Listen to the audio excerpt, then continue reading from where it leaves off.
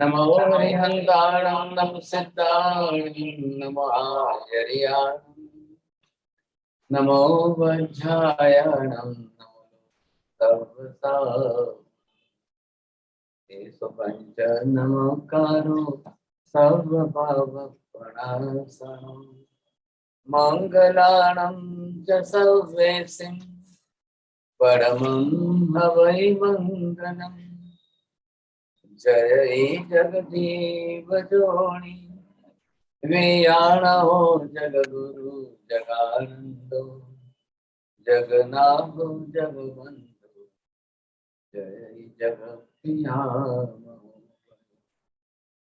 जय सुयान बबु तीर्थयरणं पश्चिमो जय जय गुरुलोगाणं जय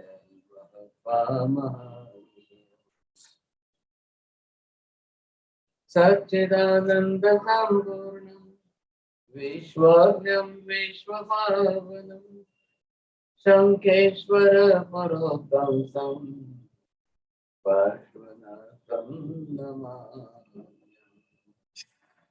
सर्वारिष्टप्रणाशाय सर्वाभीष्टार्थदायिने सर्वलब्धिनिधानाय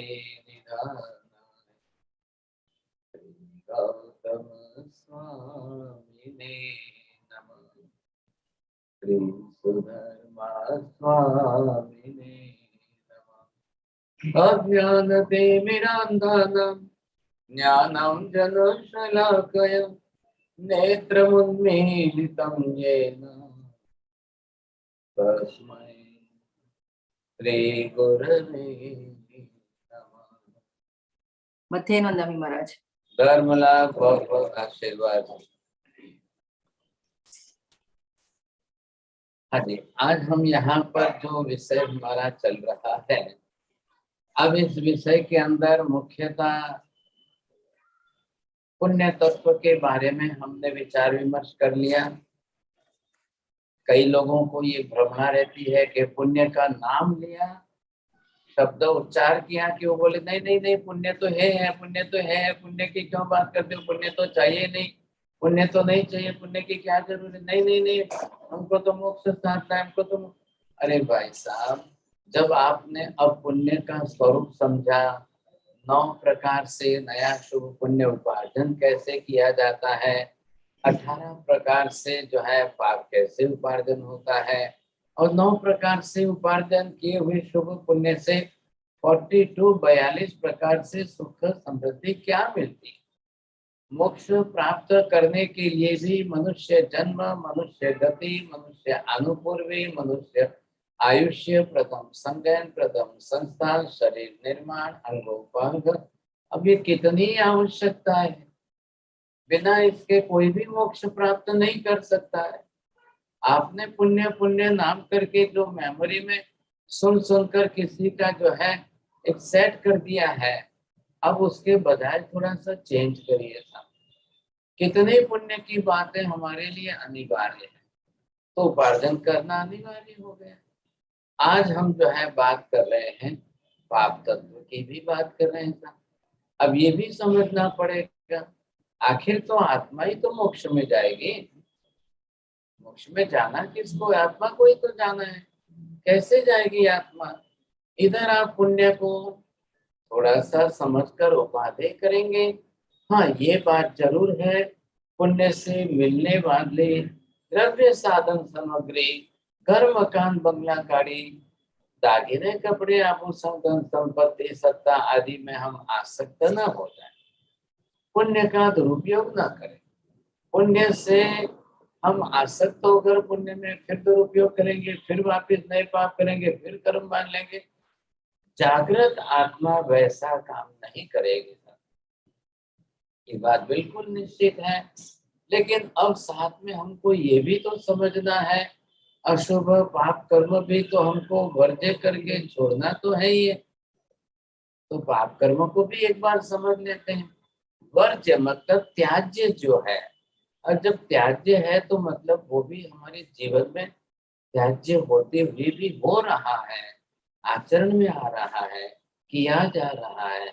हम संसार में अकेले नहीं हैं, हमारे साथ में संसार जुड़ा हुआ है। संसार के रिश्तेदार, रिलेटिव, व्यवहार, प्रवृत्तियां, लोग और बहुत कुछ चीजें हमारे साथ इतनी जुड़ चुकी है कि शायद कई बार ऐसे लगता है कि हम संसार में पाप के बिना रह भी नहीं सकते। ऐसी नौबत आ जाती है, इतनी बड़ी भारी विकट परिस्थितियां बन जाती है, होती है ऐसा। लेकिन आज हम पहले ये समझ लेंगे कि अशुभ पाप करने के कारण कितने प्रकार का, कैसे कैसे प्रकार का दुख भी सामने आता है, वो भी विचार कर लीजिए ताकि बहुत अच्छी तरह से हम समझ सकें। तो बात ये है यहाँ पर कि जिस तरह से अब ये बात आई कि अशुभ कर्म,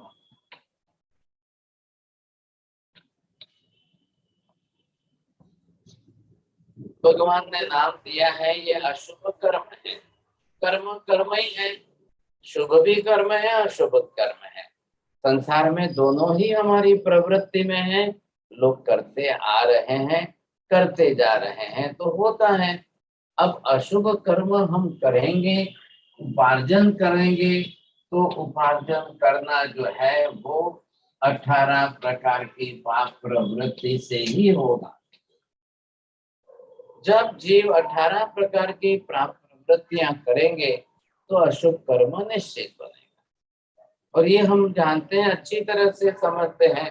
तो ये क्या है, कैसे है, पहले इन दोनों को आप अच्छी तरह से क्लियर कर लें तो हमारी ये जो हमारी अंतर आत्मा है,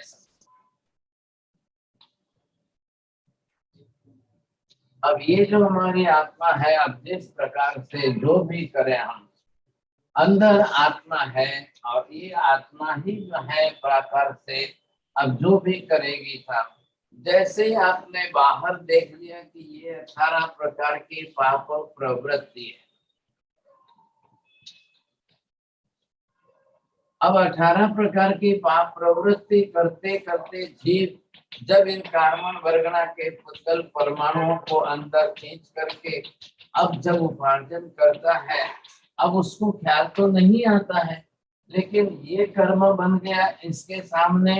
इधर आप देखेंगे ये कर्म बन गया, इधर इसके सामने आपको ये देखना है, इधर ये कर्म बन गया। अब ये कर्म बनते जा रहे हैं। क्या हो गया, बाहर करते थे तब पाप था, अंदर आत्मा में आकर चिपक गए, अब वो बन गए कर्म।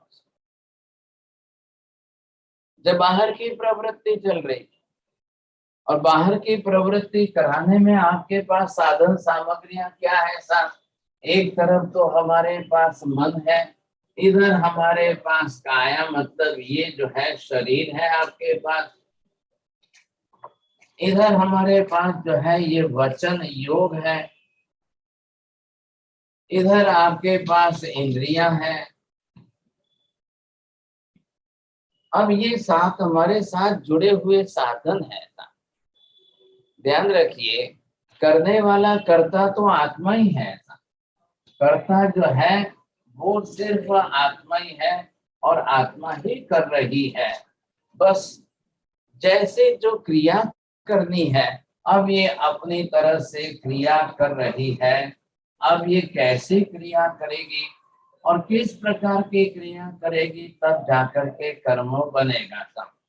अब वो कर्म बन रहा है तो ये सब क्या है, क्रियात्मक है। क्रिया मतलब क्या, बाहर करने का व्यवहार है सब। ये जितनी हम बाहर से क्रिया प्रवृत्ति कर रहे हैं वो 18 का लिस्ट हमको दे दिया।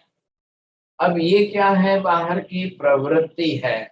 और जैसे ही आपने करते करते कार्बन वर्गना के ये पुतल परमाणु अंदर आत्मा में ले लिए, अब खींच लिए। अब जैसे मैंने एग्जाम्पल देकर आपको बताया था, दूध में शक्कर डाल दी, अब दूध मीठा हो गया। दाल में नमक डाल दिया, दाल खारी हो गई साहब। और किसी में कुछ डाल दिया। वैसे ये सब जो है जब यहाँ पर ये कर्म बन जाते हैं, अब ये क्या हो गए, तो आत्मा के साथ जुड़कर ये कर्म प्रकृति बन गई साहब।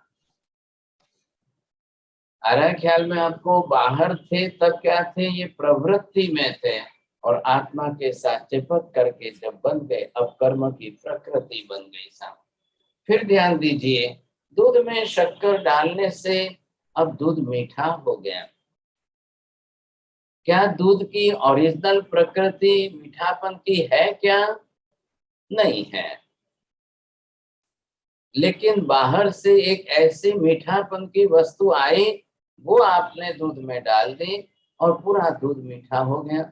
अब दूध का ओरिजिनल स्वभाव जो है, उसका स्वाद है, वो नहीं बचा। अब जो बाहर से वस्तु आई उसी का स्वाद बदल गया सब। लेकिन अब अनजान बच्चा न तो दूध की ताकत समझता है, न दूध का स्वाद समझता है, उसको तो सिर्फ मीठा। अब उसके जीभ पर मीठा, हर बार मम्मी दूध मीठा, मम्मी मीठा होगा तो ही दूध पीऊंगा, मम्मी आप शक्कर डालो दूध मीठा होगा तो ही पीऊंगा, नहीं तो नहीं पीऊंगा। अनजान बच्चे को क्या मालूम है ताकत दूध में है कि ताकत मीठापन में है, शक्ति दूध में है कि शक्ति जो है वो शक्कर में है, वो नहीं समझता है। आत्मा ये नहीं समझ रही है। क्यों नहीं समझ रही है? कर्म का आवरण उसके ऊपर इतना भारी हो चुका है कि वो खुद को ही समझ नहीं पा रही है, अंदर से अपने गुण नहीं समझ पा रही है, और गुण न समझने के कारण अब अपनी शक्ति खो बैठी आत्मा। अब वो कर्म की प्रकृति के नीचे दब चुकी है, कर्म के भार के नीचे दब चुकी है साहब। अब उसकी शक्ति जो है बची नहीं है, शक्तियां क्षीण हो चुकी है। जैसे शरीर अशक्त होता है, वैसे आत्मा भी कर्म प्रकृतियों के भार से अशक्त हो रही है, कमजोर बनती जा रही है, और कमजोरी उसकी लाचारी बन जाती है ऐसा। नहीं, अभी मैं कुछ नहीं कर सकता हूँ, वैसी कर्म की प्रकृतियां सामने आ गई। तो आत्मा की अपने अंदर की ओरिजिनल प्रकृति क्या है? हमने पहले भी विचार किया था साहब, आपको ये बताया गया था कि यहाँ हम ये देखें, प्रकृति एक प्रकृति है और ओरिजिनल नेचर है, ये दोनों की है सब। इधर आत्मा की है और इधर जो है ये कर्म की है।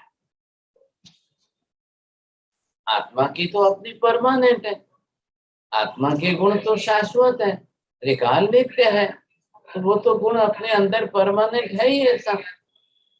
लेकिन अब क्या हुआ है, कर्म की प्रकृति इतनी ज्यादा हो गई कि आत्मा के गुण इतने दब गए, ढक गए, आवरण आ गया। अब आत्मा को अपने गुण का स्वाद ही नहीं आया है, गुण की अनुभूति नहीं हुई है।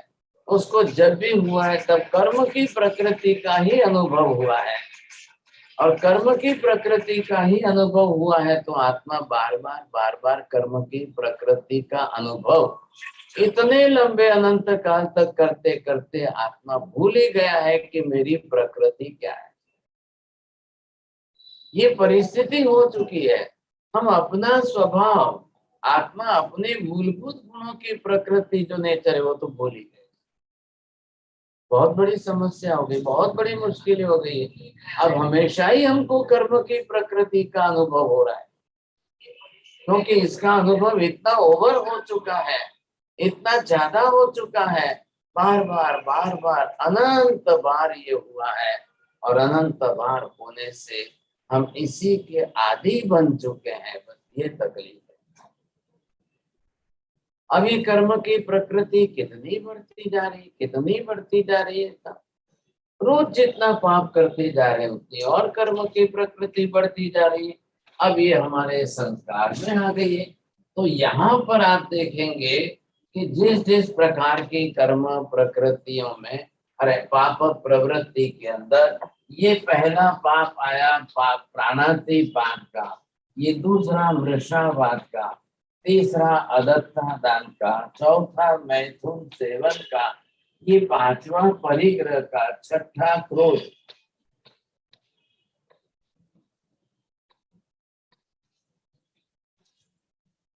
पहले प्राणातिपात के अंदर हमने जीव हिंसा की, दूसरे मृषावाद में हमने असत्य झूठ बोलना शुरू किया। एक एक करके आप देखिए, समझे कि नहीं। अब इन सब पापों के अंदर मन अलग से इन्वॉल्व हुआ, वचन भाषा के रूप में, काया शरीर से, और इंद्रियां ये साधन उसके साथ जुड़ते ही गए और जुड़ते ही गए और हम करते ही गए। तो ये करते करते करते हमारे साथ में जो है इतने ज्यादा हो गए। एक भी पाप करो वो मन से, वचन से, काया से सीधे ही मल्टीपल होता जाता है, सीधे ही उसका गुणाकार बढ़ता जाता है। अब इस तरह से ही चलेगा, इसी तरह से अगर गुणाकार होता जाएगा तो कैसे करेंगे, तो ये बढ़ता ही जाएगा सब। आज अगर हम देखें, सिर्फ हम आज के वर्तमान जन्म का विचार करें, हमारी लाइफ में जन्म से लेकर के आज दिन तक 25, 50, 60, 70, 80 जितने वर्ष बीत गए हैं, हमने अपने जीवन काल के अंदर कितनी बार झूठ बोला, कितनी बार चोरी की, कितनी बार प्राणातिपात में जीव हिंसा की, किस लोगों ने कितनी बार मैथुन सेवन किया, किन लोगों ने कितनी बार परिग्रह बढ़ाया, किन लोगों ने कितनी बार क्रोध किया, किन लोगों ने कितनी बार मान अभिमान की प्रवृत्ति और मन में विचारों से की, वचन योग में भाषा से की, काय योग में क्रिया से की, इंद्रियों द्वारा कि हम करते ही आ रहे हैं, करते ही आ रहे हैं। तो करते समय क्या हो रहा है, ये सब जो है क्या है, ये कार्बन वर्गना के पुद्गल परमाणु है ऐसा। अब चारों तरफ ये कार्बन वर्गना के पुद्गल परमाणु है, और जैसे ही आपने मन वचन काया से पाप प्रवृत्ति शुरू की, फटाफट जो है कार्मिक एटम सब बाहर से खींच कर लेते। मैंने अभी आपको बताया, जैसे ही आपने दूध में शक्कर डाली और दूध मीठा हुआ, बस ये कार्मिक एटम बाहर से लिए आत्मा पर बंध गए। थोड़ा सा ध्यान से समझने की कोशिश करिए, कोई कर्म या पाप आपको दूसरे नहीं करा रहे हैं, किसी के प्रेशर में आके हम नहीं करते हैं, और कोई ऊपर वाला नहीं कराता है, करने वाले हम खुद ही हैं। आत्मा खुद ही करता है और खुद ही करता होकर खुद ही क्रिया करता है, और तभी जाकर के पाप करने से कर्म का बंध होता है। अब जब कर्म का बंध होगा तो उदय में आएगा, तो दुखी भी तो खुद को होना है। आपके कर्म का हिसाब ऊपर वाले रखेंगे क्या? कोई किसी ईश्वर को, द गॉड यू सी, आप क्या उनको सुपर कंप्यूटर समझ रहे हैं कि संसार के अनंत जीवों का सबका अकाउंट वही रख रहा है? ऐसा नहीं है भाई साहब। हम जैसे करते हैं उसी समय कार्मिक एटम बाहर से लेकर आत्मा में बन रहे। आत्मा में बाहर से आने के दीज आर द 4 विंडोज, और you can say the doors. मन भी तो एक दरवाजा है, वचन युग का भी एक दरवाजा है, शरीर का भी तो एक दरवाजा है, और इधर हमारे इंद्रियों के हैं। तो इन रास्तों से ये अंदर आ रहे हैं। These are the ways. आप देखेंगे आपके घर के अंदर खिड़की दरवाजे है ना, Windows and doors. If the rain, heavy rain is coming, the water of the rain will come inside by the window. हमारी आत्मा में सब कहां से आ रहे हैं? ये पाप करते हैं लेकिन आनंद होता है, तो सुख मिलता है उसका। हाँ, तो ये है कि क्यों होता है। तो यहाँ पर ये सारी प्रवृत्तियों को हम देखें। इधर आप देखेंगे तो ये क्या हो गया, ये छठा क्रोध हो गया, ये 7वें मान, इधर 8वें माया, ये 9वां लोभ हो गया, इधर 10वें राग हो गया, ये 11वां द्वेष हो गया। अब ये जो है हमारे साथ जुड़ करके ये सब अंदर आते आते आते जुड़ते जुड़ते जुड़ते अब इन्होंने जो है आत्मा के साथ में मिल करके ये आत्मा के ऊपर इन्होंने अपना एक निर्माण कर दिया। ये मिल करके अब आपका जो है इन्होंने स्वभाव बना दिया। कितनी बड़ी मुश्किल बात हो रही है। स्वभाव, आत्मा का स्वभाव ऐसा है क्या? नहीं है, लेकिन अब इन कसायों ने मिल करके स्वभाव बना दिया। तो ये सब जो है 1, 2, छठा, 7वां, 8वां, 9वां, 10वां, 11वां, ये 6 है। इन 6 ने मिल करके क्या काम किया है? कसाय है ये 6। अब ये कसाय के रूप में है, इन्होंने मिल करके अब आपका स्वभाव बना दिया। आपका ओरिजिनल नेचर क्रोध करने का नहीं है। ओरिजिनल नेचर आत्मा का मान अभिमान अहंकार का नहीं है। माया कपट करने का किसी का भी ओरिजिनल नेचर नहीं है। लोभ आदि करने का किसी का भी ओरिजिनल नेचर नहीं है। राग द्वेष करना हमारा कर्तव्य नहीं है, लेकिन अब कर्म के अधीन हम करते जा रहे हैं। अब कर रहा है आत्मा ही कर रही है, लेकिन करा रहा है कर्म करा रहा है। कर्म के प्रेशर में कर रहे हैं, कर्म के दबाव में आकर के कर रहे हैं, लेकिन हमको ये क्यों नहीं ख्याल आ रहा है ये मेरा स्वभाव नहीं है। थोड़ा सा ध्यान दीजिए, स्व शब्द का मीनिंग आप क्या कर रहे हैं यहाँ पर? स्व से आपको आत्मा लेना है, तो स्वभाव मतलब आत्मा का भाव। ये आत्मा का भाव नहीं है। अब ये कर्म ने जो आपको बना दिया, वास्तव में अब आपको क्या करना है, ये शब्द आपको लेना है व्यवहार में। इधर देखिए क्या है, विभाव। विभाव मतलब क्या? विपरीत भाव। वी किसके लिए है? ये वी अक्षर जो जुड़ा गया है, इसको आप दोनों अर्थ में लीजिए। विपरीत भाव भी कहिए, विकृत भाव भी कहिए। देखिए दूध के अंदर विरुद्ध चीज क्या आई? नींबू का रस। नींबू के रस ने आते ही दूध को फाड़ दिया। अब दूध का ओरिजिनल नेचर कहाँ गया सब? दूध तो फट करके, अब क्या करेंगे? कोई सुई धागे से आप दूध को सी सकते हैं वापिस? ये तो संभावना ही नहीं है सर। अब ऐसी स्थिति में यहाँ पर क्या है, ये जो कसाय आए और उन्होंने स्वभाव बना दिया। अब ये स्वभाव नहीं है, विभाव है। आत्मा का विपरीत भाव, आत्मा का विकृत भाव जो है ये विभाव। लेकिन अब सब लोगों ने उच्चार करते करते बोलते बोलते बोलते बोलते भाव शब्द इतना बढ़ा दिया कि हर व्यक्ति ने अब इसको स्वभाव कहना शुरू कर दिया। अब आज मैं नई टर्मिनोलॉजी दूं, नया टेक्निकल वर्ड लाऊं, मैं विभाव लाऊं, तो आप लोग हंसने लगेंगे, ये क्या बात है महाराज, क्या बोल रहे हैं, ये विभाव क्या बोल रहे हैं साहब? अरे भाई साहब यही तो ओरिजिनल विभाव है।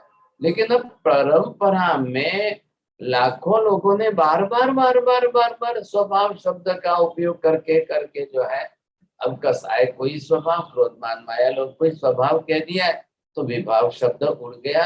अब लोग जानते ही नहीं है विभाव क्या होता है, भूल गए लोग। धीरे धीरे वापिस शुरुआत करिए आप, अब फिर से विभाव शब्द बोलना शुरू करिए, तो कम से कम हमारी अवेयरनेस में जागृति तो आएगी ना, तब पता तो चलेगा। अब लोग तो है इसी से आदी हो गए। क्रोध गई, ये क्रोध की आई प्रकृति, ये मान की आई, ये माया की आई, लोभ की आई, रागद्वेष की आई। अब लोगों ने नाम ही रख दिया साहब। अब ये हमारे सामने यहाँ बैठे हैं चंद्रेश भाई है, क्योंकि इनके घर के समीप आए ना हम। अब चंद्रेश भाई के बारे में 10 जने को पूछने जाओ तो क्या बोलेंगे, तुम्हारी ओळख शू आपे काका? क्रोधी। अब ये खुद ही बोल रहे हैं, मैं नहीं बोल रहा हूँ। ये बोल रहे हैं कि चंद्रेश भाई मतलब इतने क्रोधी है, बात मत पूछो साहब। कोई किसी के बारे में मानी बोलेगा, कोई किसी के बारे में मायावी बोलेगा, कोई किसी के बारे में लोभी बोलेगा, कोई बोलेगा ये तो बहुत रागी है, कोई बोलेगा ये तो द्वेषी दुश्मन है। ऐसा ये क्या हो गया है, ये क्यों हो गया है? और फिर हम बार बार बार बार बार बार इसी को रिपीट करते रहते हैं। तो चंद्रेश भाई की नाम जो है, नाम बदल करके अब इनका नाम क्रोधी लाल हो जाएगा सर। आपको मालूम है ना, चंड कौशिक महावीर को डसने वाला सांप जो है, अब सांप के कभी नाम सुने हैं आपने? सांप के नाम सुना है आपने? कोई कोबरा बोलेगा, कोई किसी का बोलेगा, तो ऐसे नाम लोगों ने रख दिए। अब ये चंड कौशिक नाम किसने सुना है आपने? लेकिन इतिहास क्या है भाई साहब, ये तीसरे जन्म की बात चल रही है यहाँ पर। तो ये मैं थोड़ी सी आपको समझा देता हूँ। ये भाई साहब पहले जन्म के अंदर, अब पहले जन्म के अंदर साधु महाराज है। अब दूसरे जन्म में जाकर के ये कौशिक सरनेम वाले बनते हैं सब। और तीसरे जन्म में आकर के ये सांप बनते हैं। इनकी बात चल रही है, साधु महात्मा की बात चल रही है। अब यही साधु महात्मा देखिए आप, जब साधु के रूप में थे तो इनके एक शिष्य भी थे और ये विहार करके चल रहे थे। शिष्य थोड़े पीछे चल रहे थे। उन्होंने देखते ही गुरुजी को चिल्ला कर कहा, गुरुजी आपके पैर के नीचे एक मेंढक फ्रॉग आ गया है, आप रुक जाइए और एक एरियावी करके प्रायश्चित करके प्रतिक्रमण करके फिर आगे बढ़िए। अब गुरु महाराज ने देखा कि भाई मेरे पैर के नीचे तो नहीं आया, उनका ध्यान नहीं है, तो उन्होंने थोड़ी सी बात छोड़ करके वो चलते बने। तो शिष्य ने दूसरी बार बोला, आगे बढ़े तो थोड़ी देर के बाद फिर तीसरी बार बोला। अब आते आते वो अपने स्थान पर उपाश्रम में आ चुके थे। उपाश्रम में आए और शाम का प्रतिक्रमण का टाइम हुआ, तो प्रतिक्रमण करने के लिए श्रावक लोग वगैरह सब आ गए थे। तो शिष्य ने पहले गुरु महाराज को फिर वापस चिल्ला करके, याद गुरु जी पहले वो फ्रॉग आपके नीचे मर गया पैर के नीचे, उसका प्रतिक्रमण कर लो, इत्यादि कर लो बाद में। गुरु जी को गुस्सा आया था। गुरु जी को गुस्सा आया तो उन्होंने बाजू में पड़ा था डंडा उठाया और मारने के लिए दौड़े था। इतने में शिष्य भी तो यंग था ना, वो तो और आगे दौड़ गया था। अब 2 राउंड लगाते लगाते गुरुजी भी पीछे दौड़ते रहे कि बार बार पीछे पड़ा है, कब से तो ऊपर से पीछे पड़ा है। लेकिन हुआ भाई साहब, गुरुजी बुजुर्ग थे, शिष्य तो दौड़ गया, बच गया। और उपाश्रय के अंदर एक पिलर था बड़ा, और पिलर की धार बड़ी थी, सब टाइल्स लगी ऐसी थी, और गुरुजी का सिर टकरा गया। और सिर टकराते ही वहां खून निकल गया। गुरुजी गिर पड़े, बुजुर्ग थे। अब बुजुर्ग थे, बढ़ते नीचे गिरे साहब। उनकी क्रोध की धारा बड़ी तीव्र थी, मृत्यु हो गई। अब मृत्यु होने के बाद जो है वो वहां से चल करके एक गार्डन के माली बने साहब। And the Kaushik was the surname. लेकिन उस समय भी उनका गुस्सा तो इतना भारी है, इतना भारी है कि वहां पर गार्डन के अंदर कई बाहर से बच्चे आते, मैंगो ट्री था तो मैंगो ट्री पर चढ़ते और बच्चे जो है मैंगो लेकर के चले जाते। तो ये गार्डन के अंदर थे। अभी वो बुजुर्ग हो चुके हैं, इतने दौड़ तो नहीं पाते हैं, लेकिन बच्चों को देखकर उनको इतना गुस्सा आता है, फिर डंडा लेकर के मारने जाते हैं। फिर डंडा लेकर के जब मारने जाते हैं, ऐसी स्थिति के अंदर बच्चे तो भाग जाते हैं। एक बार जो हुआ ऐसा कि 4-5 बच्चे आए और मैंगो ट्री के ऊपर चढ़ गए और ये छिप करके बैठा था। Kaushik was the surname. दौड़ करके आए सब। उस समय उसके हाथ में घास काटने का बोलते हैं दातरड़ा था, और वही हाथ में था। और फिर बच्चों को चिल्लाया जोर से और भागा आया। अब बच्चों ने देखा भाई साहब बड़ी मुश्किल हो गई, ये तो आ गए, अब नीचे तो उतर नहीं पाएंगे, करेंगे कैसे साहब। तो बाजू में जो है उनकी बाउंड्री थी, दीवार। बच्चे और ऊपर चढ़ गए, और ऊपर चढ़ करके लास्ट ब्रांच के ऊपर चढ़ के वहां से जंप लगा करके बाउंड्री के बाहर निकल करके भाग गए। अब बच्चे भागने वाले भी तो बड़े अजीब थे ना, भागते भी गए और उसको चिढ़ाते भी गए साहब। अब वो भी पीछे दौड़ने लगा कौशिक। अब उसने सोचा कि आज नहीं छोड़ूंगा, आज तो ये मैं इनको भी मार के पकड़ के जो है सीधा कर दूंगा। अब बच्चों को कौन पहुंचे भाई साहब, वो तो दौड़ते रहे दौड़ते रहे। अब बीच के अंदर एक छोटा सा खड्डा आया, बच्चों ने जंप लगा दी, बच्चे तो निकल गए। अब ये भाई साहब पीछे से जंप लगाने गए, दौड़ने गए तो गिर गए। अब गिर गए तो वही जो घास काटने का हथियार था उसी पर सिर आ गया। सिर आते ही दोबारा सिर फट गया। सिर फटते ही वहां गिर पड़े, खून बहने लग गया और उसकी मृत्यु हो गई। किसमें हुई? तीव्र क्रोध के अंदर हुई। पहले जन्म में, मनुष्य जन्म में साधु थे तब भी तीव्र क्रोध किया। अब दूसरे जन्म में गार्डनर बने थे, गार्डन के अंदर थे उस समय भी भारी क्रोध करते थे, तो लोग उनको उनके सरनेम के साथ में ये शब्द जोड़ करके बार बार लोग उनको कहते थे कि आप क्या कर रहे हो। तो लोग उनको बुलाते थे चंड कौशिक, चंड कौशिक, चंड कौशिक, ऐसा बुलाते थे बार बार उनको। अब ऐसी स्थिति के अंदर इनका नाम कौशिक से सरनेम से बदल करके चंड कौशिक हो गया। अब ये चंड शब्द नहीं था, एक्चुअली शब्द है प्रचंड कौशिक। अब प्रचंड क्रोध करने वाले थे, लेकिन बोलते बोलते लोगों ने प्र कम कर दिया और फिर चंड कौशिक बोलना शुरू कर दिया था। अब भारी क्रोध करने वाले, भारी क्रोध करने वाले, इसका ये अर्थ था। अब ये भाई साहब मर के तीसरे जन्म में बहुत बड़े सांप बने। इतने क्रोध के कारण, इतने तीव्र क्रोध के कारण ये सांप बने हैं। अब सांप बन करके इतना बड़ा सांप, मतलब अजगर जैसा लंबा है, और ये जंगल में रहता है। कोई आग जाए वहां पर तो उसी समय भाग करके काटता था। इतना पॉइजनस था, इतना जहरीला था, जैसे ही काटता था लोग मरते थे। अरे कई बार तो काटना तो दूर रहा, लेकिन कोई सामने किसी के सामने देख ले तो उसकी आंखों के तेज से जो है सामने वाला मर जाता था। ऐसी परिस्थिति।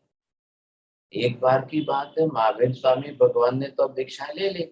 अब वो विहार करके जा रहे थे, तो गांव के लोगों ने कहा भगवान यहाँ से मत पधारिए, वहां कनक कल का आश्रम था। तो लोगों ने कहा भगवान यहाँ से शॉर्टकट तो जरूर है, रास्ता जरूर है, लेकिन इधर रास्ते में एक बहुत बड़ा सांप रहता है, बड़ा भारी सांप रहता है। इस रास्ते से जो गया है वो मर गया है, कोई वापस लौट कर नहीं आया है। भगवान आप कृपा करिए, थोड़े लंबे रास्ते से विहार करके जाइए, थोड़ा 10 किलोमीटर लंबा होगा, लेकिन आप उधर से निकलिए। था हमारे जैसे कोई भी हो तो हम अच्छी सलाह तो मान ही लेते हैं ना। कोई हमको अगर कहीं बहुत अच्छी एडवाइस दे तो कैसे भी अनजान लोगों से हम सुन करके भी सलाह तो मान लेते हैं। हम भी तो विहार करते हैं, जैन साधु संत हमेशा ही रास्तों पर विहार करते हैं।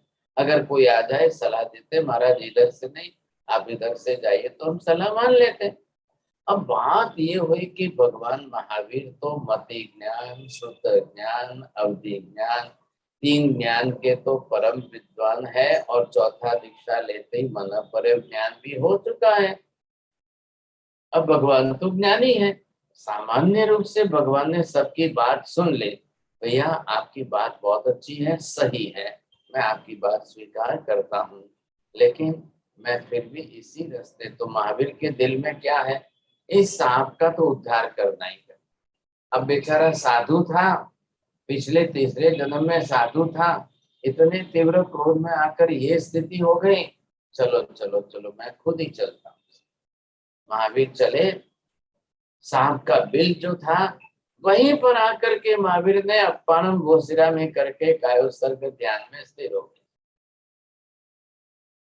खड़े रहे। आया सांप बाहर से घूम करके आया, देखा कि भाई आज तो मनुष्य की गंध आ रही है, क्या बात है, कोई सामने से मनुष्य कौन आ गया, गंध आ रही है। तो सांप तो आया एकदम सामने से अपने फैन फैला करके, और वो तो सामने से आया। और जैसे ही आया तो सांप जो है दम दम दम दम अपने क्रोध कसाय की तीव्रता में, अरे किसकी हिम्मत हो गई कि मेरे सामने आकर के ऐसे खड़ा रह गया। पूरी ताकत लगाकर जोर से आकर महावीर के पैर के अंगूठे पर उसने डस दिया। लेकिन आश्चर्य इस बात था कि इस बार उसके दांत डसे नहीं, महावीर के पैर के अंगूठे में नहीं डसे। तो चंड कौशिक सांप पीछे हट करके फिर देखता है कौन है ऐसा, आज दिन तक मेरे सामने जो आया वो दूसरी बार मुझे काटना ही नहीं पड़ा, पहली बार में मर के चला। अब वो दूसरी बार जो है चंड कौशिक आकर और जोर से काटता, फिर देखा तो दूसरी बार भी कोई असर नहीं हुई। अब चंड कौशिक वापिस पीछे हटा, अब पीछे हटकर अपनी पूरी ताकत लगाई, पूरी ताकत, और इतना जोर से आकर के पैरों में काटता है, उसी जगह पर अंगूठे पर तीसरी बार का डंक लगते ही पैर में से खून की धारा बहने लगी था।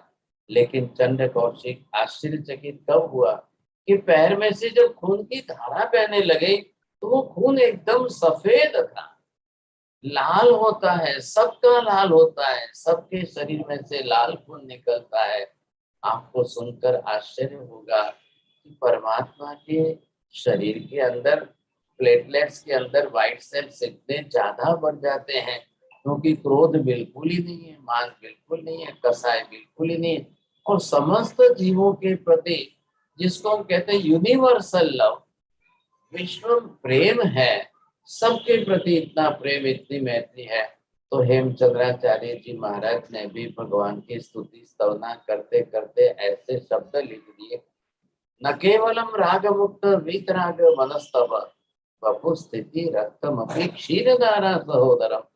हे भगवान, आपकी करुणा इतनी है, आपका प्रेम और वात्सल्य इतना है कि आपके शरीर में से क्रोध भी चला गया।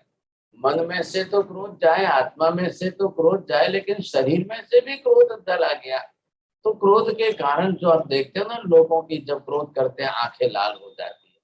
किसी को क्रोध करना है तो सामने आंखें निकालता है। अब आप किसी की आंखें निकाल कर कोई आपको डराए ना तो आप सीधे सीधे ही डर जाते हैं। तो भगवान के जो है, अब भगवान ने देखा उसकी तरफ। चंड कौशिक ने सामने से महावीर की तरफ देखा, क्या बात, क्या ये आश्चर्यकारी कौन है? आज दिन तक मैंने जिसको काटा है वो धड़ाम से नीचे गिरा है और मृत्यु की शरण हुआ है, 2 मिनट भी नहीं बचा था। ये कौन है? ये कौन? इतनी देर तक इनको कोई असर नहीं हुई और ऊपर से जो है लाल खून के बदले सफेद खून दिखाई दे रहा है।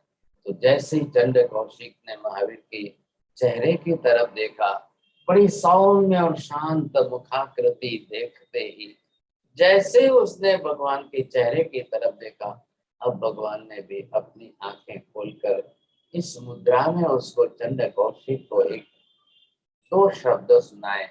तब भगवान ने नाम बोला पहला, हे चंड कौशिक, अरे चंड कौशिक, अब तो शांत हो भैया, अरे अब तो शांत हो जा, बुझ बुझ चंड कौशिक, हे चंड कौशिक, अब तो कुछ बोध पाम, कुछ तो बोध पाम भैया, कुछ तो समझ समझे। अब जैसे महावीर ने चंड कौशिक इस शब्द का उच्चार किया और सांप तो सुनकर हैरान हो गया।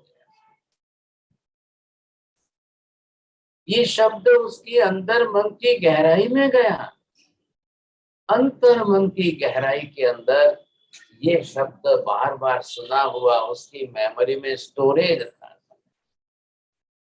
उसकी मेमोरी में अंदर जो स्टोरेज था, इलाबेन जी कल आपने जो पूछा था ना, कॉन्शियस माइंड, सबकॉन्शियस माइंड और अनकॉन्शियस माइंड, वो अनकॉन्शियस माइंड कुछ भी नहीं है लेकिन मति ज्ञान है। ये पास्ट मेमोरी का शब्द जो अंदर उसका चंड कौशिक पड़ा था, ये अंदर से जग गया, उसकी मेमोरी ओपन हो गई, पास्ट लाइफ की मेमोरी ओपन। कौन चंड कौशिक? कौन है चंड कौशिक? किसको कह रहे हैं? अब उसकी मेमोरी अंदर ही अंदर ओपन हो गई। अब उसको ख्याल आ गया, मैं चंड कौशिक, लोग मेरे को ही चंड कौशिक कहते थे। अब उसकी पास्ट लाइफ नहीं, उसकी भी पास्ट लाइफ ओपन हो गई। उसको साफ सब कुछ आंख के सामने दिखाई देने लगा। ओ हो, मैं साधु था और मैं साधु के जन्म में इस तरह से डंडा लेकर मारने गया था और उस समय जो है मेरा सिर पिलर के साथ टकरा गया, मैं मर गया वहीं पर, इतना तीव्र क्रोध।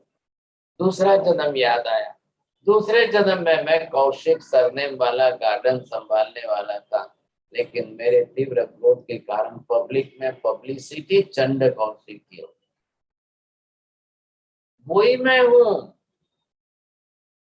पास्ट लाइफ के नाम से महावीर ने उसको संबोधित किया है।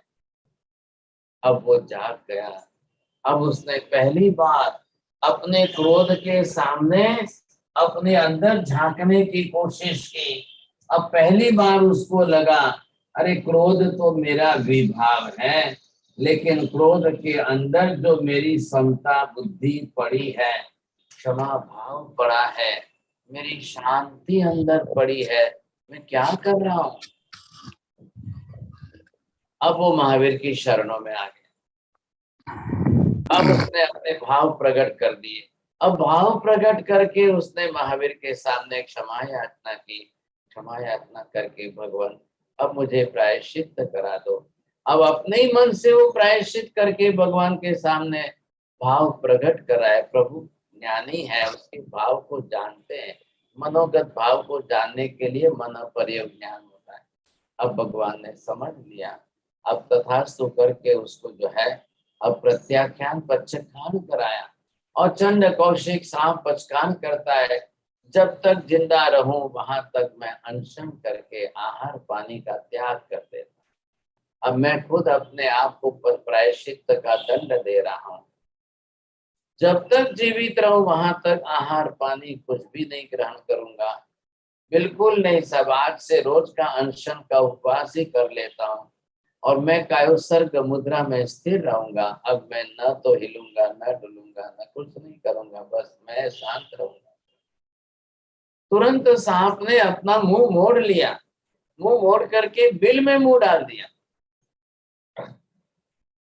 अब मेरी आंखों से मैं किसी को भी जहर नहीं पहुंचा।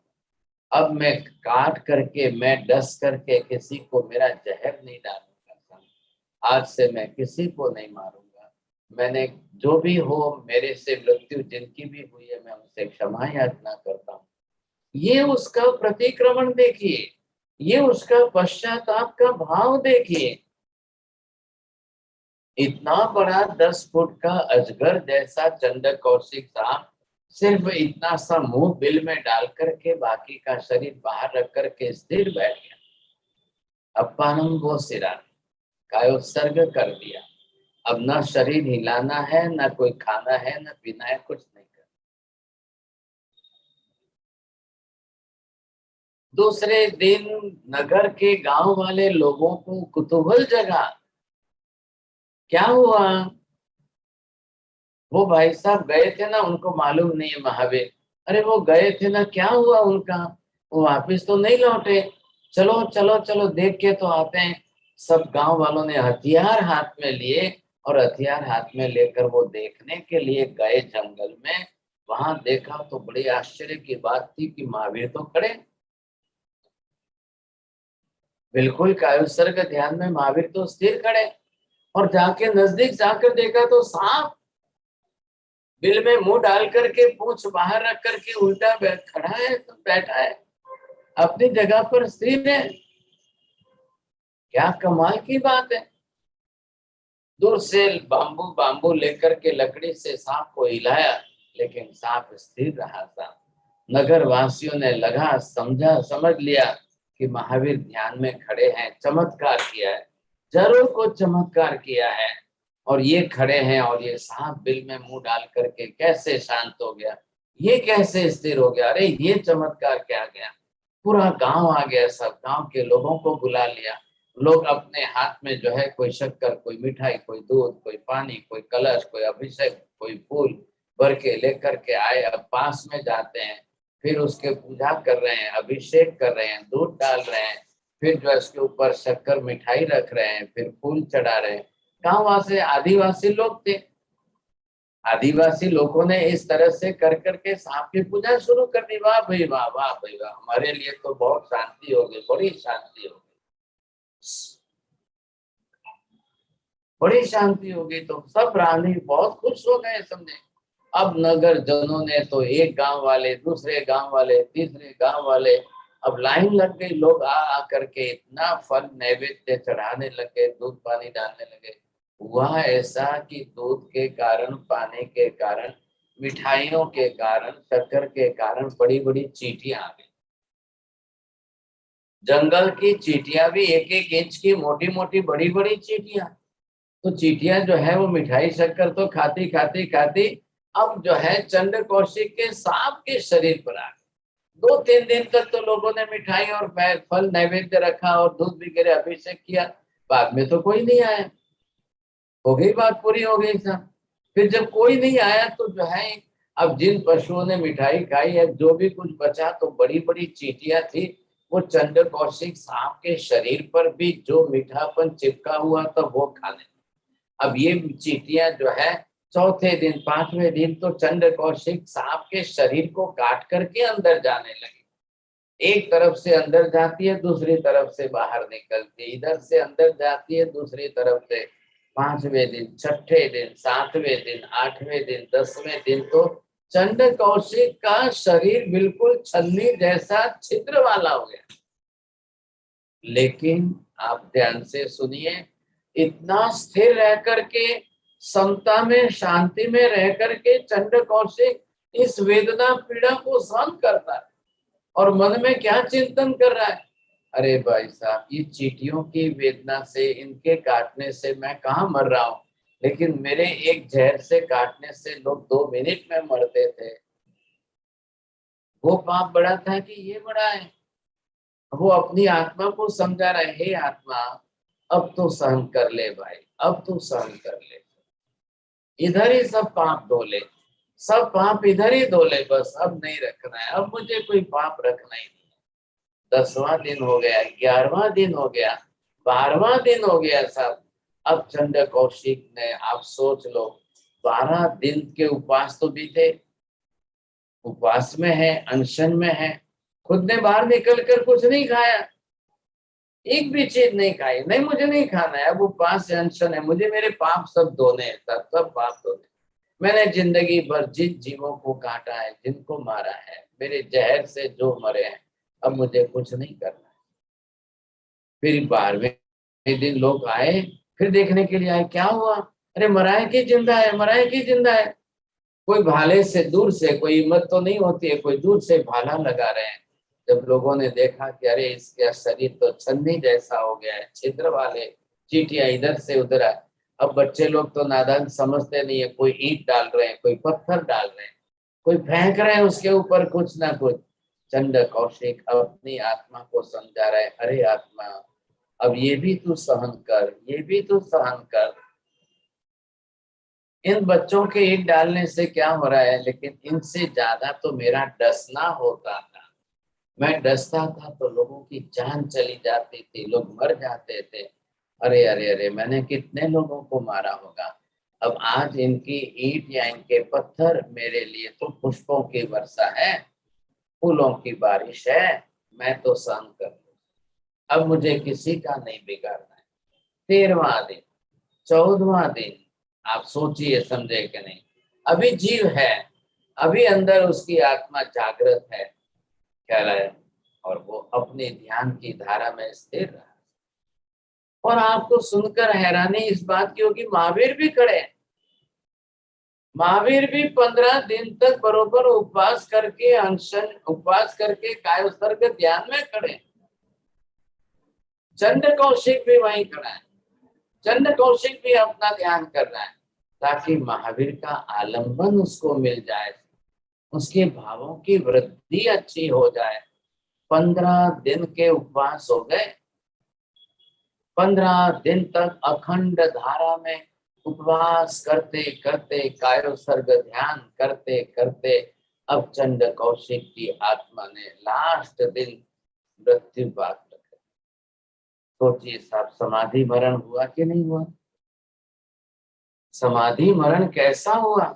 मात्र अपने आत्मा के गुण का स्मरण करते करते, आत्मगुण का ध्यान करते करते उसने मृत्यु प्राप्त की। अब आगे के बात सुनकर आपको हैरानी होगी कि जिंदगी भर के कई पाप करके जीवों को मारने वाला सांप लास्ट के 15 दिन तक प्रायश्चित करके, पश्चाताप करते हुए, उपवास करते हुए, अनशन करते हुए, कायोत्सर्ग ध्यान करते हुए समाधि मरण में मृत्यु हुई, वो 8वें सहस्त्रार देवलोक में गया। नहीं तो संभावना ही नहीं थी, महावीर नहीं मिले होते और ये अनशन नहीं हुआ होता तो वो नरक में ही जाने वाले, निश्चित रूप से नरक में जाने वाला था। लेकिन एक जीव, पंचेंद्रिय जीव, पूर्व भव का अपना पास्ट मेमोरी जो ओपन हो गई, और उससे उसने अपने पापों का पश्चाताप कर लिया। अब प्रायश्चित करके पाप धो लिए। अब पाप धो करके कैसे अपनी आत्मा को नरक से बचा करके ऊपर 8वें देवलोक में, स्वर्ग में चला जाए। ये कोई कम सामान्य बात है क्या? सांप की बात है। सांप के लिए इतनी बड़ी बात संभव है क्या? महावीर ने कितना बड़ा उपकार किया, सोचिए कितना बड़ा उपकार किया। ऐसे महावीर अपने 12.5 वर्षों के काल में खुद अपनी कर्म निद्रा करते रहे, लेकिन कई आत्माओं को तारने का काम किया। तो वास्तव में लगता है ना, भगवान कैसे तारक हैं, परमात्मा कैसे परम तारक है, किस तरह से जीवों को तारते हैं। क्या जरूरत थी, क्या आवश्यकता थी कि महावीर एक सांप को तारने के लिए इधर जंगल में आकर के इस तरह से एक सांप के लिए इतना करे। ये महावीर के चरित्र के साथ कल्प शुक्र आगम शास्त्र के अंदर चंड कौशिक की पूरी बात महावीर के साथ जोड़ करके इतनी सुंदर लिखी गई है, इतनी सुंदर तरीके से लिखी गई है। आप सोचिए, हमको भी प्रेरणा लेने जैसी है। इसलिए मैंने आपको ये पूरा चरित्र चंड कौशिक सांप का सुनाया। अब उसका चरित्र सुनकर हमें ये प्रेरणा मिलती है, क्या हम अपने जीवन के पाप कर्म नहीं धो सकते? जब एक सांप धो सकता है तो क्यों नहीं हम धो सकते? अरे उसको जो है महावीर के नाम शब्द सुनकर पास्ट मेमोरी ओपन हो गई। चलो हमको पास्ट मेमोरी ओपन हो या ना हो, क्या फर्क पड़ता है? पाप कर्म तो करके ही आए। इतने पाप कर्म जब करके आए तो कहीं ना कहीं हमको आज जागृत होकर के आत्मा के मूलभूत गुण को, मूलभूत अंदर के गुण को आप ध्यान में लीजिए, उसकी साधना, गुण की उपासना, यही सही धर्म है और उसी से कर्म क्षय हो जाएगा। अजय बोलिए सर, जिनको भी प्रश्न पूछना है पूछिए, क्योंकि वापस दूसरी क्लास तुरंत है। सुनीता जैन, आपको क्वेश्चन पूछना है। मध्यवंदमी साहिब जी, आपने मतलब आप इतने ये कथानुयोग को इतने अच्छे तरीके से आपने बताया कि इसमें इतना असर करता है, इतना असर करता है। जैसे फिजिक्स मेटाफिजिक्स आप कहते हैं वो जरूरी है, लेकिन ये इसका भी बहुत असर होता है इस कथानुयोग का। भावना तो आती है कि इसको भी, इसकी भी मतलब कथाएं आप बीच बीच में सुनाते रहे। बहुत ही ज्यादा आज असर किया। सुनी हुई तो बहुत बार है ये कहानी, लेकिन आपने जिस ढंग से बताई है तो इतना असर किया। प्रभु, क्या हमको इसे प्रभु हमें नहीं मिलेंगे क्या? उनका चंड कौशिक के साथ कुछ ऋणानुबंध संबंध था चंदना का, या तो हमें भी कभी मिल सकते हैं प्रभु इस तरह? मिल तो गए हैं, भगवान तो मिले ही है ना। आप जो है आंख बंद करिए और नाम स्मरण करिए। एक जगह पर स्तवन की कड़ी के अंदर लिखा है, भगवान को जैसे आप आंख स्मरण करके नाम लेते प्रभु मिले साथ।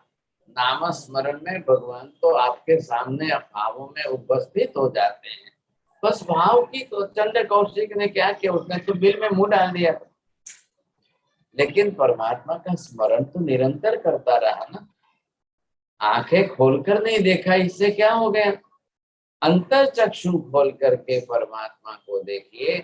हम भी पश्चाताप के इस धारा के अंदर ऐसे बहने लग जाए कि हमारे पश्चाताप के भाव आने चाहिए। कभी मान लो प्रायश्चित कर सको, कम कर सको, ज्यादा, वो बात बाद में, लेकिन आप पश्चाताप की धारा के अंदर आप अपने पाप कर्मों को धो सकते हैं। प्रभु का निमित्त मिला तो महती कृपा साहब जी, बहुत। बोलिए, और किसी को पूछना है प्रश्न? मध्यवंदमी, मुझे क्वेश्चन है, व्हाट इज द सरल वे? कैसे सरल वे हम क्रोध को कम करें हर रोज? कैसे, क्या अभ्यास करें जिससे हमारे ये जो राग द्वेष है, खास करके क्रोध, कैसे हम उसके ऊपर? तो करने ही पड़ेंगे ना, आज नहीं तो कल। समझ तो गए क्रोध के पीछे आत्मा का जो गुण छिपा हुआ है, मान के पीछे आत्मा का नम्रता का गुण छिपा हुआ है, माया के पीछे आत्मा का सरलता का गुण छिपा हुआ है, लोभ के पीछे आत्मा के संतोष का गुण छिपा हुआ है। कर्म है किस पर? गुणों पर ही तो कर्म है। गुण को आच्छादित करने वाले, गुण को ढकने वाले, गुणों को दबाने वाले तो कर्म ही तो है। तो हम अपने गुणों का आचरण कर लें, गुणों की उपासना कर लें, आराम से आप जो है अपने कर्मों का क्षय कर सकते हो, अच्छी तरह से कर सकते हो। लेकिन महाराज हर रोज देखी डे में क्या होता है कि वो एक प्रमाद भी आ जाता है, तो वो एकदम शॉर्ट टेम्पर हो जाता है, तो उसके लिए क्या अभ्यास करना चाहिए? आप तो आपको समझ में आ गया, यही बहुत बड़ी बात है। प्रमाद आ रहा है, प्रमाद भी आत्मा को कर्म बंधाने वाला ही है। जब प्रमाद को पहचान गए तो यही तो अवेयरनेस तो बहुत बड़ी उपलब्धि है।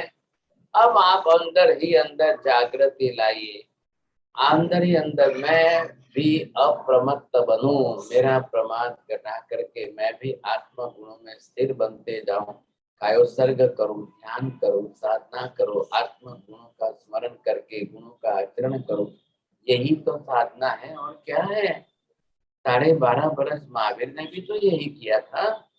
आज नहीं तो कल हमको भी यही करना पड़ेगा, कोई विकल्प नहीं है साहब, करना ही पड़ेगा। आज नहीं तो कल करेंगे ही करेंगे, अवश्य करना। और दूसरा क्वेश्चन ये था हमारा, जाने अनजाने में अगर ऐसे क्रोध हो गया हो, आ जाता है जीवन है, तो उसका प्रायश्चित किस फॉर्म में किया जाए? उन्होंने तो समझा, चलो आगे पहले बढ़े।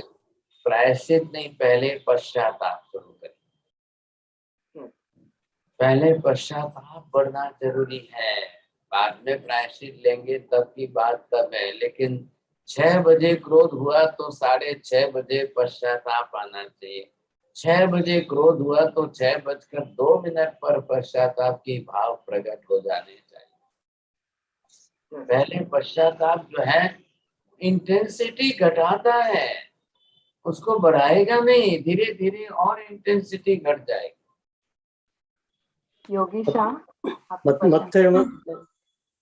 महाराज साहब, प्रायश्चित और क्या आपने बताया, प्रायश्चित और पश्चाताप में क्या फर्क है?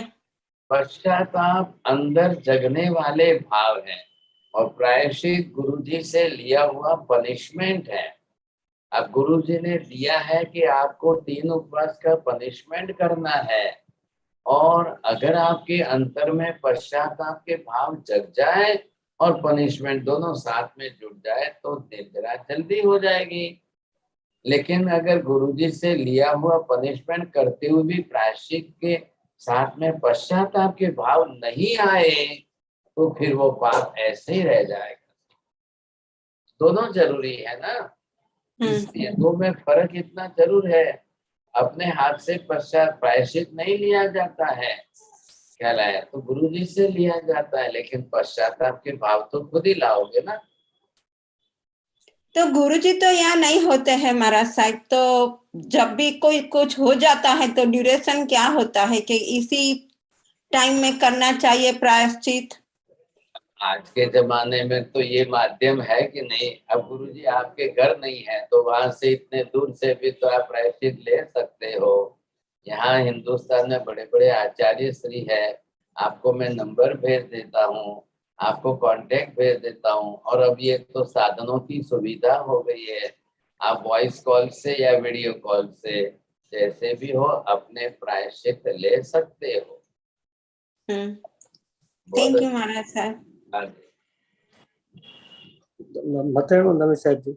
साहब जी, जब ये अपने एक एग्जाम्पल दिया चंद कौशिक का, जब वो साधु थे तभी इतने क्रोधी थे, और वो क्रोध में अनंतानुबंधी क्रोध के साथ में वो मिथ्यात्वी जीव भी था। तो उसका जो 33 सागरोपम का जो आयुष्य था वो एक शब्द के 33 सागरोपम कहाँ है, किसका? साधु महाराज का है। नहीं, लेकिन महाराज का जीवन है। अब साधु महाराज अपनी तरफ से तीव्र क्रोध कर बैठे, वो अनंतानुबंधी नहीं है। और फिर निद्रा कर नहीं सके ना, तो कर्म बंध तो हुआ ही है, मृत्यु भी हुई है, क्रोध के अंदर है। मृत्यु भी हुई तो भव भी बिगड़ा है, क्रोध के कारण भव बिगड़ा, तो फिर इधर से वापस आप आए कि बने कि नहीं बने। लेकिन कर्म निजरा भी तो होती है ना, कर्म बंधन लंबी स्थिति के हैं और निजरा तीव्र हो जाए तो लंबी स्थिति वाले भी कर्म समाप्त हो सकते हैं। यह महाराज साहब, प्रायश्चित और पश्चाताप में जो आपने कहा, उसमें प्रायश्चित वो अपने खुद को होना चाहिए, तो नहीं, पश्चाताप खुद को होना चाहिए। हाँ, पश्चाताप खुद को होना चाहिए, तो आप प्रायश्चित मांग सकते हो। इतनी ताकत आनी चाहिए आप में कि मैं इसके भूल हो गई है तो मैं इसके पश्चाताप के लिए प्रायश्चित मांगू। तो अनिवार्य है, उसके बिना कैसे होगी साहब। नमो हरिहंताणं नमो सिद्धाणं नमो हरियाणं नमो वज्रायणं नमो लोहे सर्वसागुणं एषु पंच नमोकारो सर्वपापप्रणाशनो मंगलानं च सर्वेसिं परमं हवै मंगलम्। मंगलम भगवान वीरो मंगलम गौतम प्रभु मंगलम सोनिभद्रात्य जैन धर्मोस्तु मंगलम। चत्वारि मंगलम अरिहंता मंगलम सिद्धा मंगलम साहु मंगलम केवली पन्नतो धम्मो मंगलम। चत्वारि लोकोत्तम अरिहंता लोकोत्तम सिद्धा लोकोत्तम साहु लोकोत्तम केवली पन्नतो धम्मो लोकोत्तमो। चत्वारि शरणं भवजामि अरिहन्ते शरणं भवजामि सिद्धे शरणं भवजामि साहु शरणं भवजामि केवले पन्नतं धम्मं शरणं भवजामि। सर्वमङ्गलमाङ्गल्यं सर्वकल्याणकारणं प्रधानं सर्वधर्माणां प्रतीक्षा